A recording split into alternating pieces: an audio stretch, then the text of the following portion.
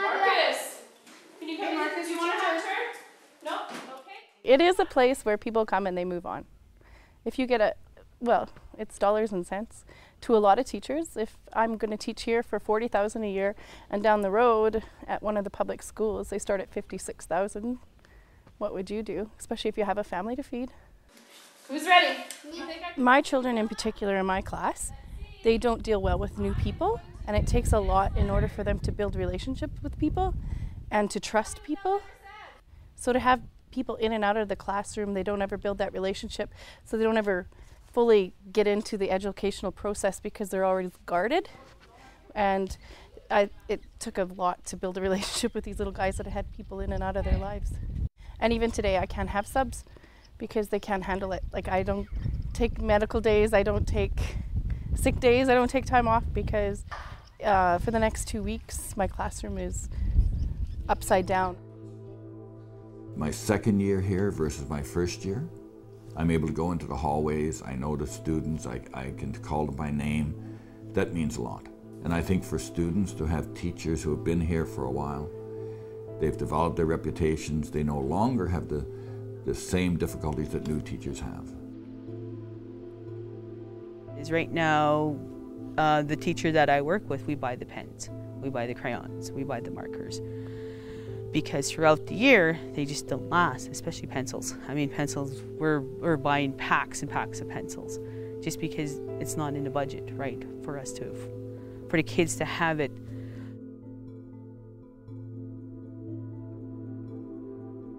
In the wintertime, I buy mitts and toques. All my children had mitts and toques, plus I have an extra basket in my classroom of mitts and toques where if they're wet at recess, they can come in and change them because unfortunately, some of them just don't have that kind of stuff. I go to yard sales, I pick up ski pants, rubber boots, shoes, whatever the kids need. The impact of all these issues on student performance is staggering. It's also staggering that the Indian Act and its racist policies continue to treat our children as less than other children in Canadian society. There is racism and discrimination in this province, and we need to address it. We are a multicultural society after all, and the First Nation people in this country have been at the bottom of that ladder.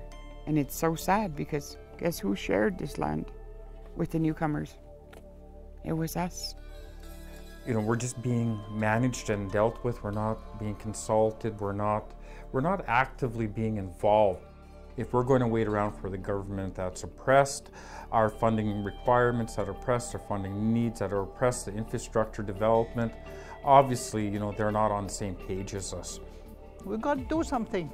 We have to do something.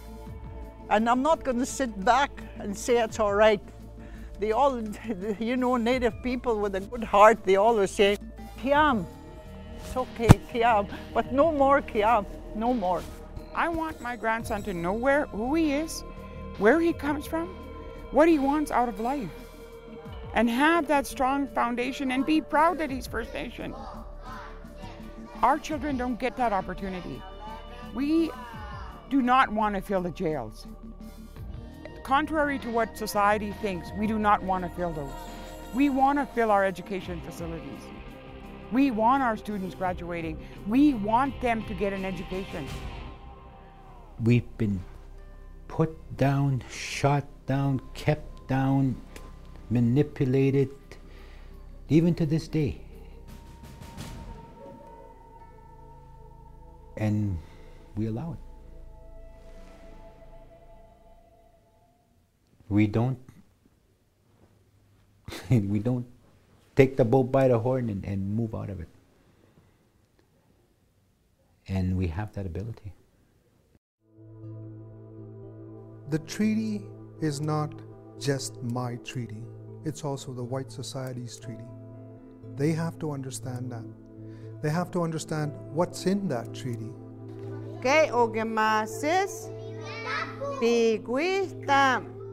When they first started those discussions, what they said was, what we are going to provide for you, what we're promising you, is on top of what you already have. That's one aspect of it. what did we have?